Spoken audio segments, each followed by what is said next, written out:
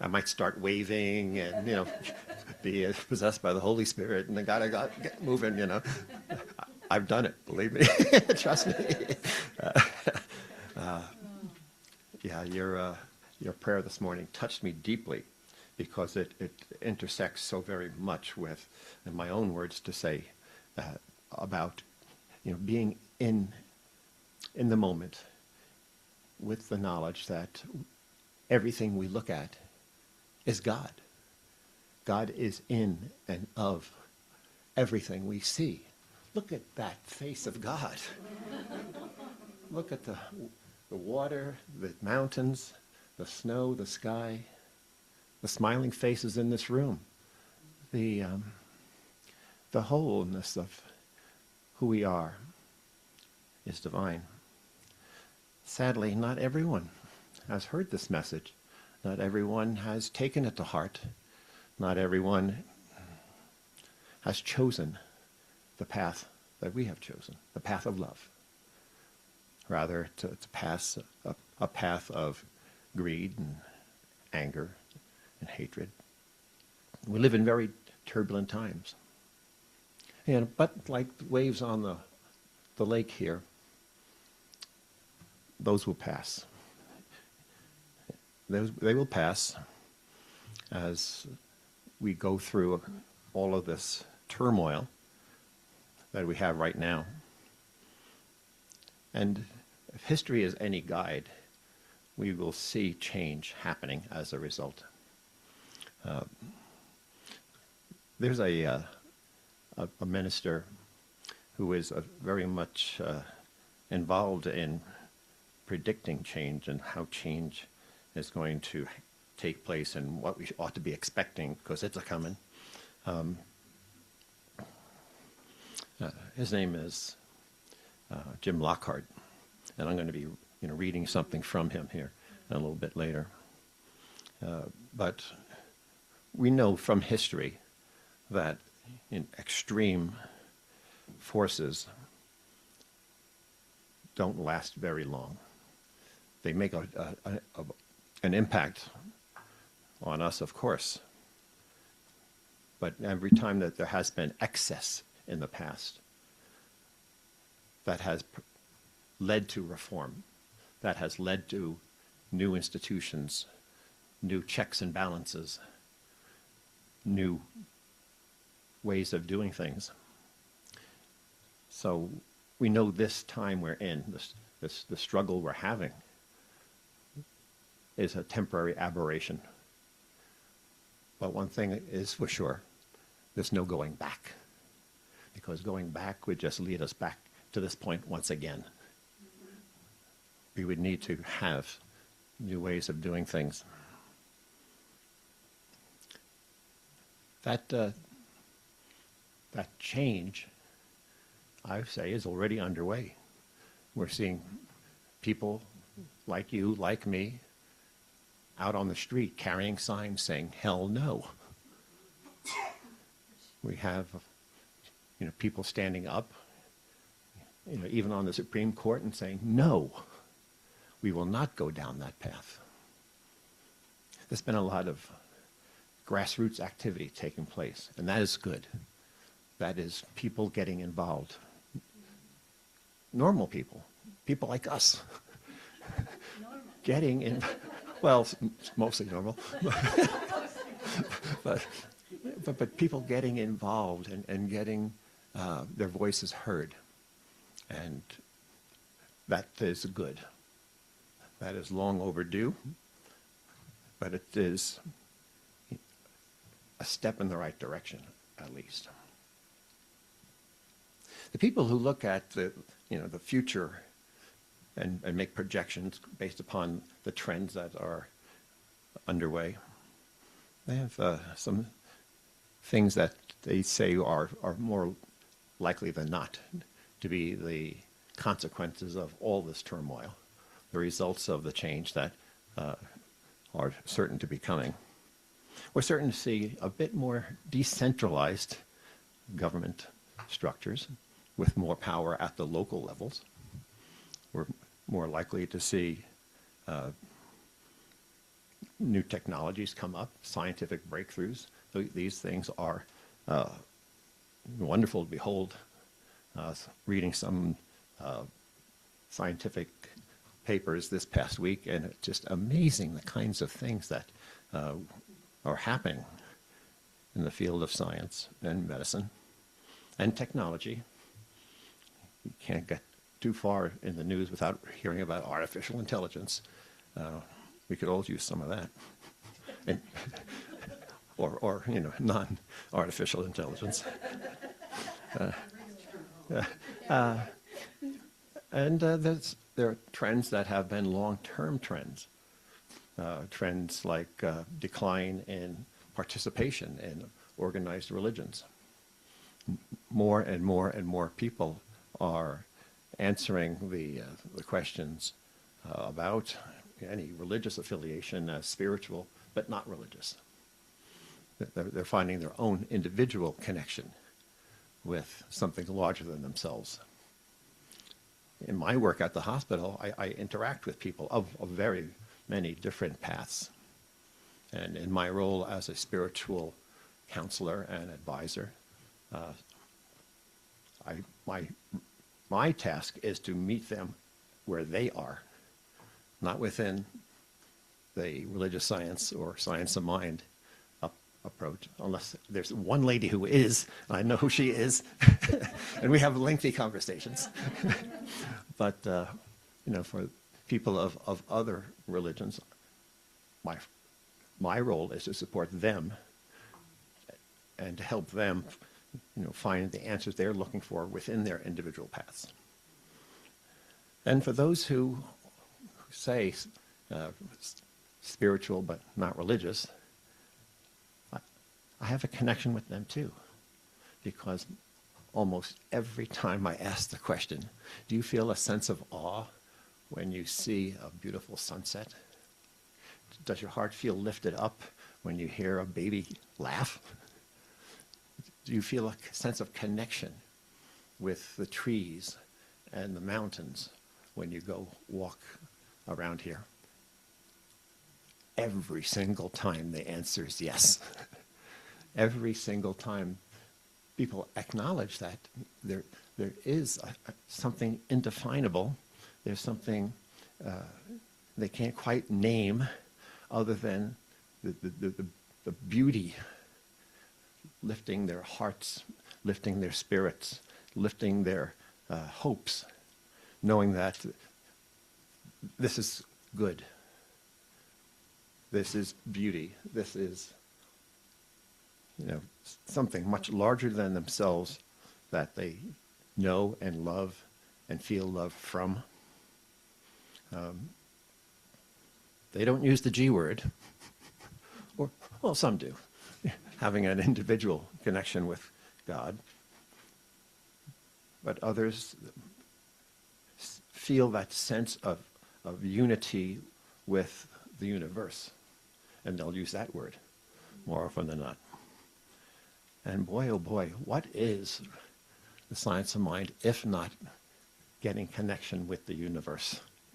Because the universe is here. It's in us. We are in it. We're inseparable.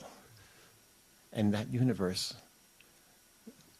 is awake and alive and conscious and loving and beneficial and beneficent, the giving of good things. It is that G word. Or all the words that Ernest Holmes uses in his many books. He tries to avoid that because it has so much baggage for most folks. Most folks who have been raised within a religious tradition have been taught about God, I've been told about God, and very judgmental God. One who will punish you if you don't follow the rules. And, Ernest was smart in saying, I know what I'm talking about, and what I'm talking about is the God who is loving, kind, and beneficial. Not the kind that condemns one of his own begotten sons and daughters to an eternity in hell for a mistake they made? No. I love my children. All my children are divine. All my children will be with me once again.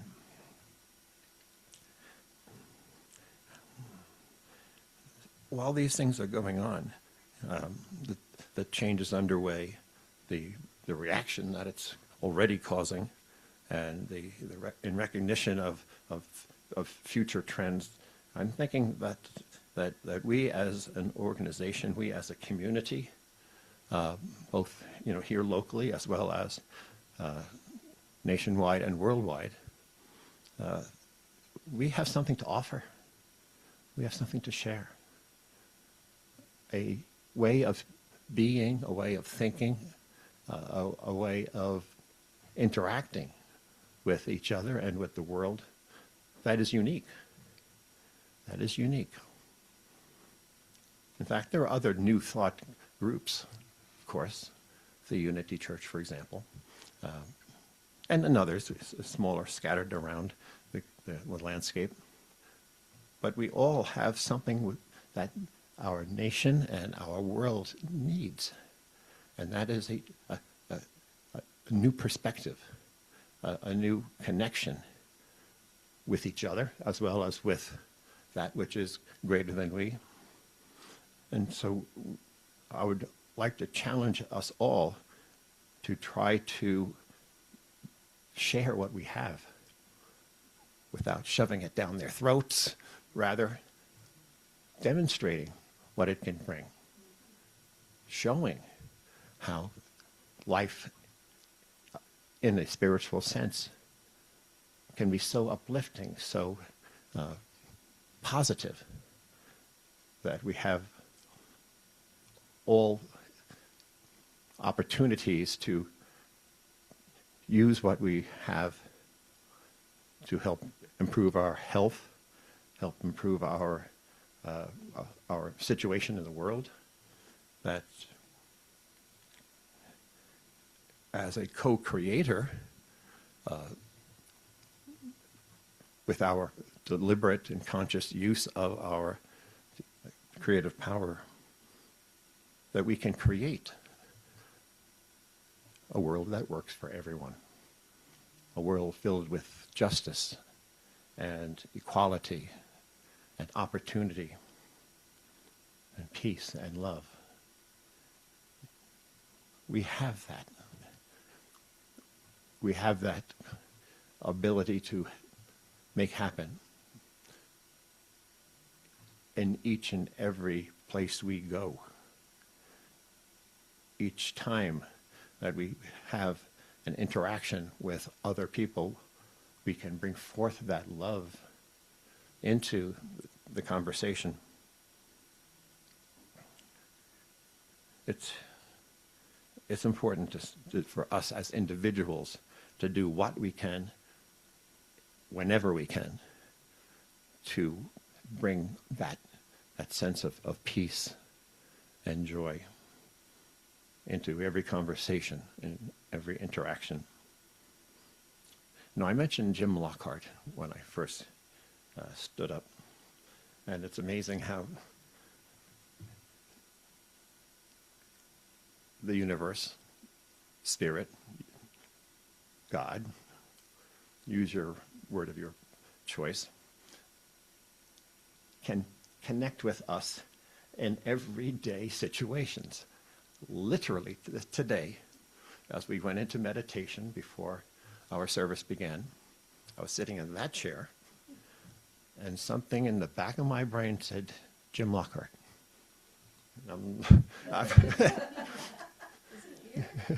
Well, that would be delightful if he did walk in, but it's something that happens now so frequently that I know who's talking. It's that still small voice. It's that intuition that has been planted in my gray matter, and I listen to it because each and every time I do, good things happen.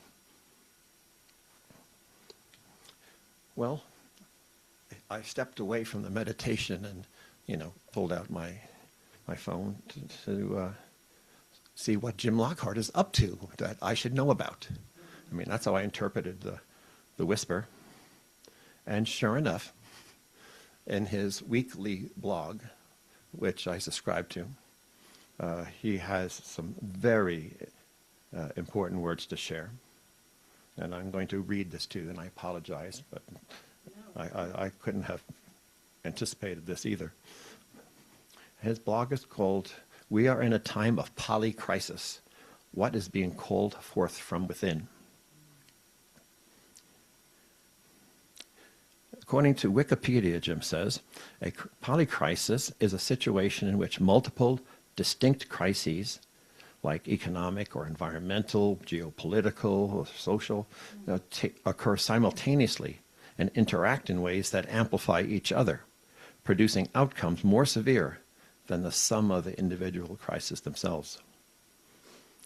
There has been a barrage of bad news for several decades now, some of it accurate, some of it not.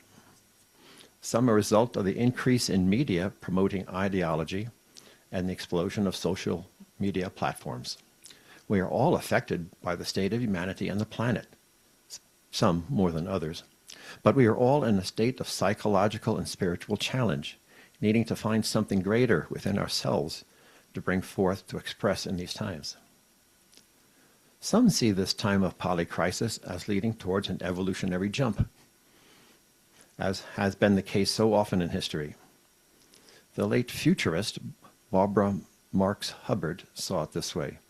He quotes her, "Many see looming catastrophe, but few of us have realized that this crisis is driving us towards positive change, a quantum transformation." End quote.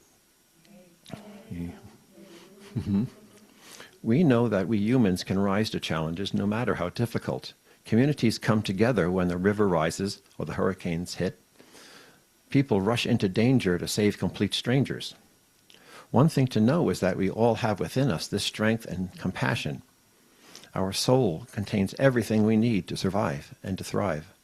We need to learn to bring it forth consciously and consistently.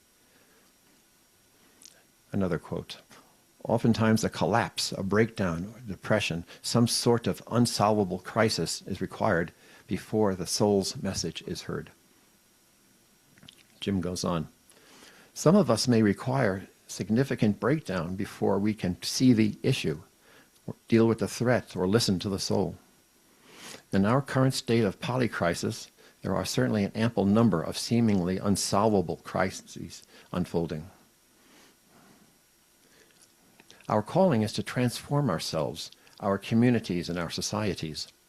To accomplish this, we must heal our limited conditioning, to do regular practices which support this healing, and to engage in our communities and societies as an imperfect but largely healed person. This necessitates confronting our inner demons, our repressed shadow elements, or any sense of unworthiness. All of this is on our agenda, and unless we attend to it in a loving, disciplined, and compassionate manner, we will be stuck right where we are, unable to bring the rest of ourselves to the challenges that we face. It also requires us to grieve what we've lost and what we are consciously giving up to allow us our spiritual growth. We will need to say goodbye to some of our own sacred cows, to release what does not serve our growth, and to grieve properly. The critical role of spiritual community in this process is to teach the teaching and to provide a container for development along the painful path of self-realization and awakening. Our church community needs to develop as well, particularly the spiritual leaders and teachers who will need to be capable of the tough love and compassion necessary for this transformation to occur. The beloved community will only be realized when enough of us have done the work of realizing who we are and then fully accepting our divine nature. Whatever and how many crises are touching our lives, we must know that we have within us the capacity to survive and to thrive. There's a quote here. Our culture makes it hard to get in touch with the genuine dimensions of our despair, and until we do, our power of creative response to the planetary crisis will be crippled. Until we can grieve for our planet and its future inhabitants, we cannot fully feel or enact our love for them. Such grief is frequently suppressed, not only because it is socially awkward, but also because it is both hard to credit and very painful. At the root of both of these inhibitions lies a dysfunctional notion of the self as some isolated and fragile entity. Jim asks us to join him in affirming, "This is my year of resurrection. I willingly release what no longer serves me in my spiritual growth, and I commit to the path of awakening and self-realization beginning right now. I know that the true me," capital letters there, "is contained in my fullness in the soul of my being. I commit to doing the work to reconnect with the source of wisdom, healing, and love that is within me. I am becoming the best version of me, which is enough to live the life of my dreams and to be a constructive element in every community to which I belong. I begin now and revisit this statement every day as I do my spiritual practices. As I do this work moment by moment, each day, I envision myself whole and complete. And so it is." So it is. So it is, yeah. Can you send that to admin? I can, sure. Yeah. Yeah. Jim just said a whole lot what I was planning to say, and far better, I'm sure, too. But perhaps taking it down a level of detail about like what can we do ourselves here and now. And I would say the first thing, probably most important thing, is to walk the talk. That is to say, to live out from our knowledge of who we are, to bring forth expressions of peace and reconciliation in our conversation with others, do daily acts of kindness. You know, we are not all Nobel Peace Prize material, but we can perhaps do something for others, do something in the moment when you get cut off by that jerk in the car. Every one of us knows that guy. And to recognize that even personal anger creates discord, not in you as well as in the world. We need to embody the teachings, to embody the qualities that we want to see in the world.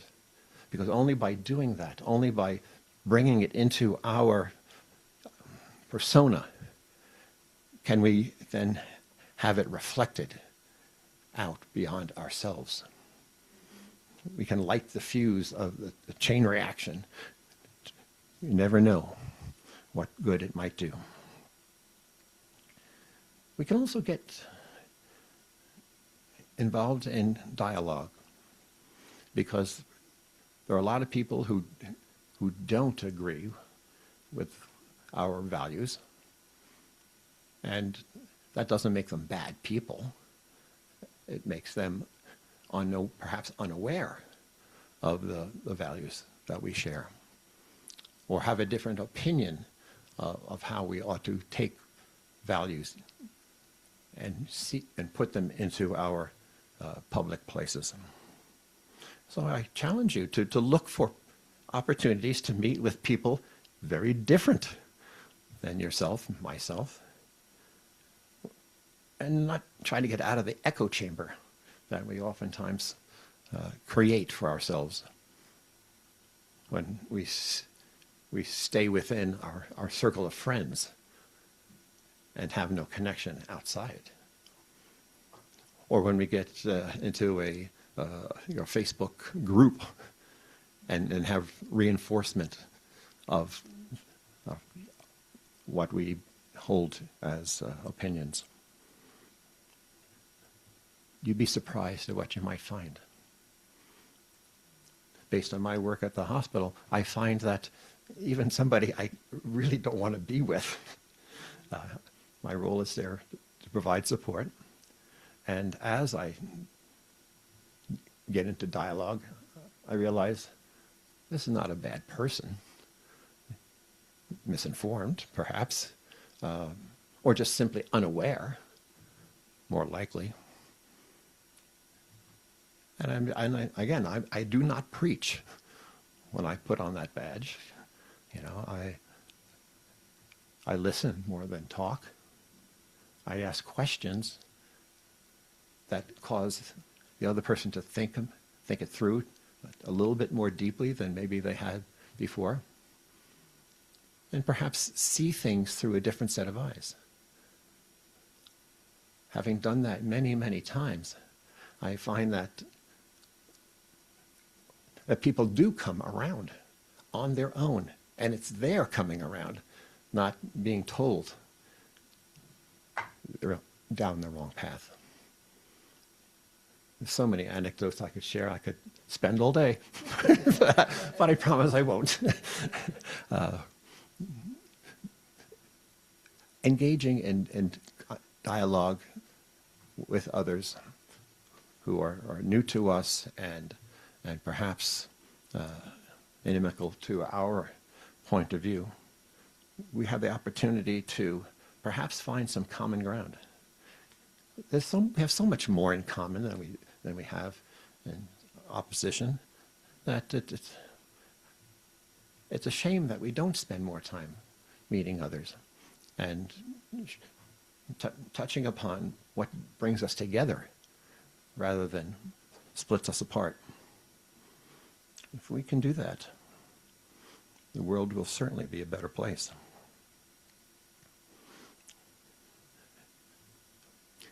I'll share with you one last thing and then step aside. There is no going back to the way things were. They're not. The line of advance is always forward. And so we'll need to be doing things in new ways. There may need to be changes in generations before it fully comes about. But we need to get started. We need to make sure that we leave this world better than the way we found it. And that will take all of us. And so thank you for this time together. Yeah. I'm going to end in prayer, if I may. Let's take a second to simply go within. I know that there's a divine intelligence all around us. It is inside, outside, beyond all understanding. This divine intelligence thinks, inspires, and if we let it, it guides us. We just listen and be willing to take a chance, to try something new, trusting that all will be well, because it is all well. It may not be the way we chose, but it is always for the best. And the same intelligence is here in me, coming through my lips to you right now. Go forth and do good things. Find those opportunities to show the reality of love. The universe is pure love. Love embodied in people and places and things. Show that love, share that love, give that love away, because there's so much more, an unending supply. So I release this into the law, knowing it is already so. And together we say, so it is.